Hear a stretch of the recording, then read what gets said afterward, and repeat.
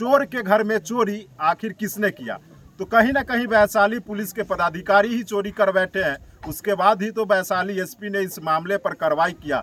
Vaishali police की खौफनाक चेहरा सामने आया है। वैशाली पुलिस लाख दावा करती है अपनी छवि को बचाने में, लेकिन उनका छवि तो अब जनता के बीच में आ गया है। बताया जा रहा है कि लालगंज थाना में थानेदार समेत एक दरोगा चोरी करते हुए पकड़े गए हैं। उसके बाद वैशाली एसपी ने तो त्वरित कार्रवाई कर दिया और कार्रवाई के बाद पुलिस महकमे में हड़कंप मच गया है।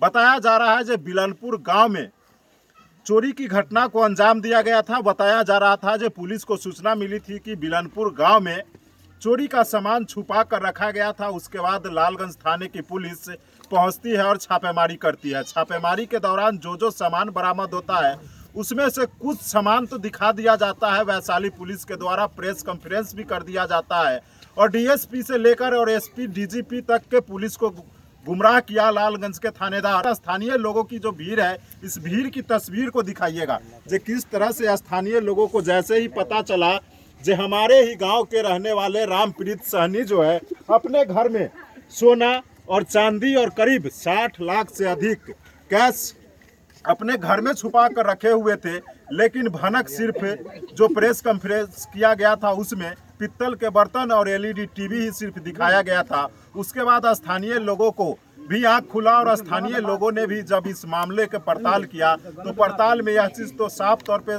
सामने आ गया है जो पुलिस से जो 2 केजी सोना और करीब 6 केजी चांदी था और करीब 50 से 60 लाख रुपए कैश था, वह चोरी कर लिया गया और प्रेस कॉन्फ्रेंस में सिर्फ पित्तल का बर्तन और एलईडी टीवी दिखाया गया था।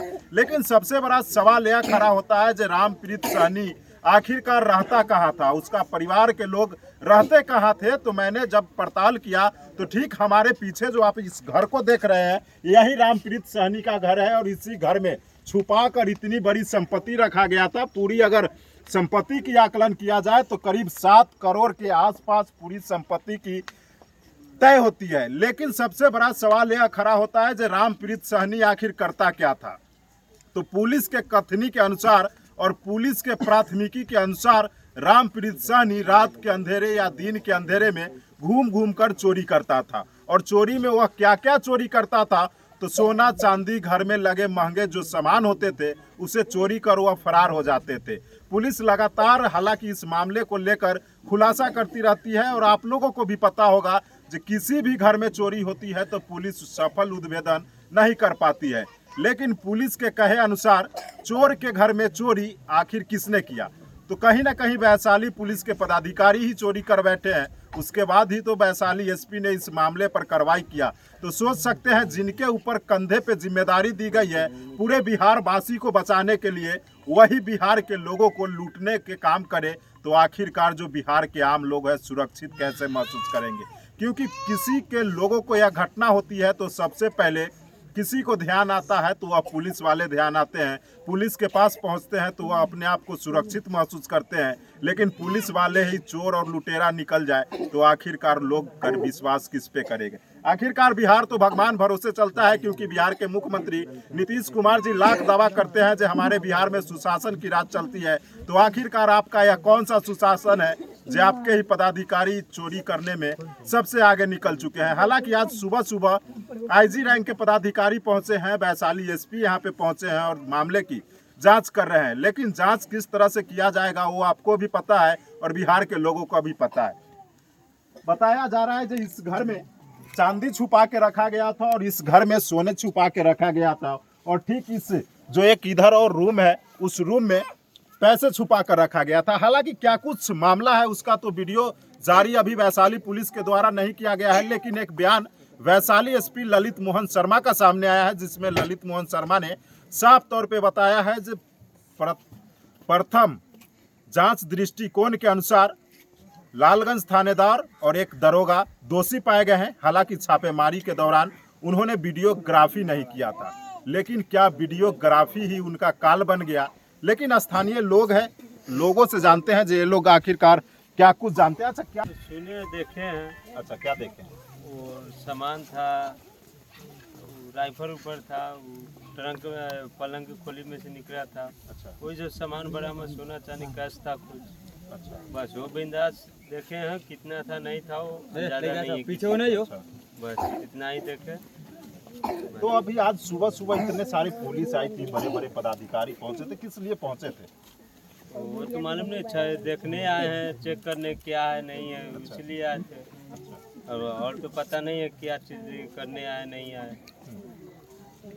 देखिए, जब पुलिस यहाँ पे पहुँचती है और पुलिस वरीय पदाधिकारी का दस्तक होता है और गांव के लोगों को जैसे ही पता चलता है जो वरीय पदाधिकारी और बड़ी संख्या में पुलिस बल यहाँ पर पहुंची हुई है, तो स्थानीय लोग पुलिस को देखने के लिए पहुंच गए हैं। हालांकि लोगों को भी यह जानकारी नहीं है जो आखिरकार घर से क्या कुछ बरामद हुआ है, लेकिन जिस तरह से स्थानीय लोग, एक युवक ने बताया जो घर से राइफल बरामद हुआ था, गोली भी बरामद हुआ था, कैश भी बरामद हुआ था, सोना चांदी जैसी सामान भी बरामद हुआ था। लेकिन हर बिंदु पर वैशाली एसपी और तिरहुत रेंज के जो आईजी हैं, उन्होंने साफ तौर पे कहा है जो भी दोषी इस मामले में होंगे उनके ऊपर सख्त कार्रवाई किया जाए। लेकिन सबसे बड़ा सवाल यह खड़ा होगा यहाँ पर जो आखिरकार किसी आम व्यक्ति के ऊपर अगर चोरी का मामला दर्ज हो जाए या सिर्फ आरोप लग जाए तो उस व्यक्ति को गिरफ्तार कर जेल भेज दिया जाता है। क्या इस मामले में जो लालगंज थानेदार है और जो सब इंस्पेक्टर है, क्या उनको जेल नहीं जाना चाहिए था? क्या इस मामले में सिर्फ निलंबित कर देना ही उनका सजा है? क्योंकि आपको भी पता होगा जो बिहार का जो सिस्टम है किस तरह से भ्रष्टाचार का भेंट चढ़ता है और कैसे स्टेप बाय स्टेप रिश्वत देने के बाद भी काम हो जाता है। क्योंकि आपको पता होगा जो जन्म लेने से लेकर मृत्यु तक जन्म प्रमाण पत्र बनवाने में भी लोगों को रिश्वत देना पड़ता है और मृत्यु प्रमाण पत्र भी बनवाने में लोगों का रिश्वत देना होता है।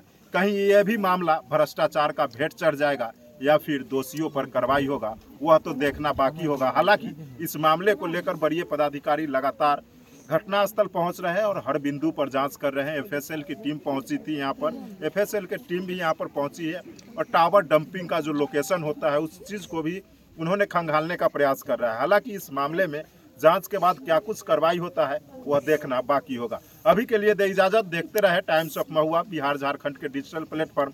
जय हिंद, जय बिहार।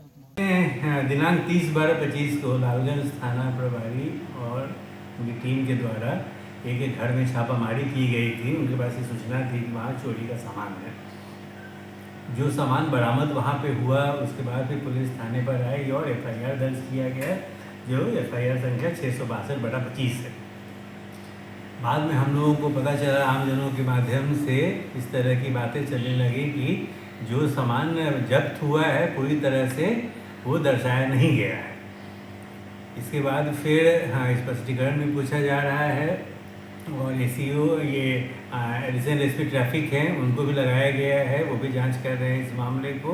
प्रथम दृष्टया इस पूरे मामले की वीडियो रिकॉर्डिंग नहीं की गई थी, जो कि एक मैंडेटरी प्रोविज़न है।